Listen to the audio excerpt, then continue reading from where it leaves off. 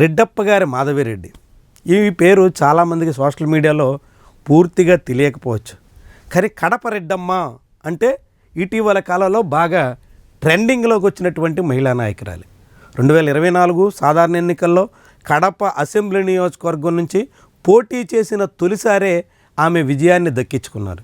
ఆ ఎన్నికల్లో YSRCP over confidence, ఆ పార్టీకి సంబంధించినటువంటి ఓట్ల చీలిక, కాంగ్రెస్ పార్టీ అభ్యర్థి సృష్టించినటువంటి విభజన, ఇలాంటి అనేక కారణాలతో తెలుగుదేశం పార్టీ విజయం దక్కించుకుని చాలా కాలం తర్వాత కడప గడ్డ మీద పసుపు జెండా ఎగరేసే అవకాశాన్ని దక్కించుకున్నారు. అలాంటి రెడ్డప్ప గారి మాధవి ఆ తర్వాత ఎమ్మెల్యే అయినప్పటికీ తన దూకుడు ఏ మాత్రం తగ్గించలేదు. తన సహజ ధోరణిని కొనసాగించారు. ఎమ్మెల్యేగా ఉన్న కాలంలో కూడా కార్పొరేషన్ సమావేశాల సందర్భంగా తనకు కుర్చీ కేటాయించలేదు అంటూ నానా రచ్చా చేశారు. చివరికి కడప మేయర్ సురేష్ బాబుతో కయ్యానికి దిగి సురేష్ బాబు మీద విజిలెన్స్ రిపోర్టు సహాయంతో మేయర్ పీఠం నుంచి తప్పించేసే వరకు కూడా ఆమె తన పంథాన్ని కొనసాగించారు. చివరికి తన పట్టు సాధించుకుని పంతం నిలబెట్టుకుని సురేష్ బాబుని పీఠం నుంచి తప్పించగలిగారు. ఇదంతా కడప రెడ్డమ్మ హవాని చాటుతున్నటువంటి వ్యవహారాలు. సరిగ్గా అదే సమయంలో ఆమె చుట్టూ అనేక వివాదాలు చెలరేగుతున్నాయి.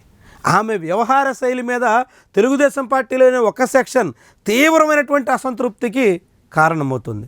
దాంతోపాటుగా అనేక అవినీతి అక్రమ కార్యకలాపాలు ఆమె మెడకు చుట్టుకుంటున్నాయి. ఆమె భర్త రెడ్డప్ప గారు శ్రీనివాసులు రెడ్డి తెలుగుదేశం పార్టీలో సీనియర్ నాయకుడు, పోలిట్ బ్యూరోలో సభ్యుడిగా ఉన్నారు. ఇప్పుడు కడప మహానాడు నిర్వహణ బాధ్యతను నెత్తికెట్టుకున్నారు. ఇలాంటి తరుణంలో రెడ్డప్ప గారి మాధవి, ఆమె భర్త శ్రీనివాసులు రెడ్డి ఇద్దరు కలిసి కడపలో పెద్ద మొత్తంలో చందాలకి పూనుకుంటున్నారు, దందాలకి దిగుతున్నారు అనేటువంటి కథనాలు వస్తున్నాయి. ఈ మహానాడు కార్యక్రమాన్ని ఆసరాగా తీసుకుని ప్రతి ఒక్కరి నుంచి లక్షల రూపాయల్లో గుంజేదానికోసం బెదిరింపులకు కూడా దిగుతున్నారు అంటూ వార్తలు వస్తున్నాయి. ఇది దేనికి సంకేతం? ఇంతకుముందు కూడా అదే రెడ్డప్ప గారి మాధవి తన అనుచరులతో దేవుని కడప ప్రాంతంలో సుమారుగా 60 ఎకరాల విస్తీర్ణంలోని చెరువును కబ్జా చేసేందుకు చేసినటువంటి ప్రయత్నం కలకలం రేపింది. చివరికి తాము అలాంటి ప్రయత్నం చేయలేదు అంటూ వేలెట్టి వెనక్కి రావాల్సి వచ్చింది. అక్కడ రెడ్డప్ప గారి మాధవి పరువు కోల్పోయింది అనేటువంటి ప్రచారం సాగింది. చెరువునే ఆక్రమించేసేదానికి యత్నించి చివరికి భంగపడ్డారు అనేటువంటి రీతిలో జనాభిప్రాయం వినిపించింది. ఇప్పుడు మళ్ళీ కడప నగరంలో మహానాడు జరుపుతున్నాం అనేటువంటి పేరుతో ప్రతి ఒక్కరూ తమకి ఇంతంత మొత్తం చొప్పున రేట్లు ఫిక్స్ చేసి చందాలు ఇవ్వాల్సిందే అనేటువంటి రీతిలో బెదిరింపులకు దిగుతున్నటువంటి వైనం అత్యంత విస్మయకరంగా కనిపిస్తోంది. చాలామంది వైద్యులు, ఇతర అనేక మంది ప్రముఖులు కూడా ఈ తీరుని సహించలేకపోతున్నారు, తీవ్రంగా తప్పుపడుతున్నారు.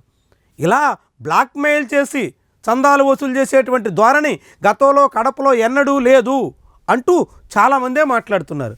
అయినప్పటికీ కూడా రెడ్డప్ప గారి శ్రీనివాసులు రెడ్డి, ఆయన భార్య ఎమ్మెల్యే రెడ్డప్ప గారి మాధవి కూడా ఎక్కడ వెనక్కి తగ్గుతున్నటువంటి దాఖలాలు లేవు. తెలుగుదేశం పార్టీ పరువు కోల్పోతున్నా, తమ ప్రతిష్టకి భంగం కలుగుతున్నా, తమ వసూళ్ల వ్యవహారానికే ప్రాధాన్యత ఇస్తున్నట్టుగా కనిపిస్తుంది. ఇది కడప నగరంలో చాలా కాలం తర్వాత ఎగిరినటువంటి తెలుగుదేశం పార్టీ జెండా త్వరలోనే మళ్ళీ తిరిగి కిందకి రావాల్సి వస్తుందా? రెపరెపలాడుతున్నటువంటి టీడీపీ జెండాను దించేసే పరిస్థితి ప్రజలకు చేరుతుందా అనేటువంటి ప్రశ్నలకు ఆస్కారం ఇస్తుంది. మరి పరిస్థితిని ఏమైనా చక్కదిద్దుకుంటారా, లేకుంటే దందాలు చందాలే ముఖ్యమని ముందుకే సాగుతారా? చూద్దాం మరి.